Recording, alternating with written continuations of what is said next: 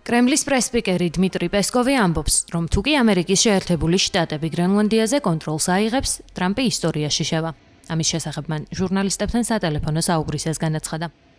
მანვე თქვა ისიც, რომ რუსეთმა დონალდ ტრამპისგან ამერიკის შეერთებული შტატების ხელმძღვანელობით შექმნილ ღაზის მშვიდობის საბჭოში მონაწილეობის შეთავაზება მიიღო და წინადადების განხილვის პროცესშია.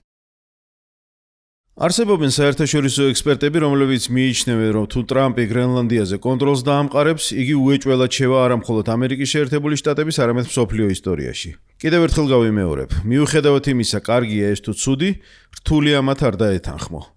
ზოგადად ბოლო პერიოდში გრენლანდიასთან დაკავშირებით საკმაოდ ბევრი შემაშფოთებელი ინფორმაცია ვრცელდება. რა თქმა უნდა, ჩვენ ძალიან დიდი ყურადღებით ვაკვირდებით და ვაანალიზებთ ყველაფერს, რაც ხდება. რაც შეეხება ჩვენს გეგმებს დანიასა და გრენლანდიასთან დაკავშირებით, ამაზე კომენტარს არ გავაკეთებ. პრეზიდენტმა პუტინმა დიპლომატიური არხებით მიიღო მოწვევა მშვიდობის საბჭოში მონაწილეობის შესახებ. ამჟამად ამ წინადადების ყველა დეტალს ვიკვლევთ და ამასთან ვიმედოვნებთ ამერიკულ მხარესთან კონტაქტს ვითარებაში უკეთ გასარკვევად.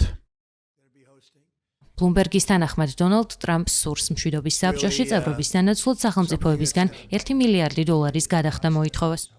ამერიკული გამოცემის მიერ გავრცელებული ცნობის მიხედვით, ტრამპის ინიციატივაა, რომ ეს საბჭო გაეროს ალტერნატივად იქცეს.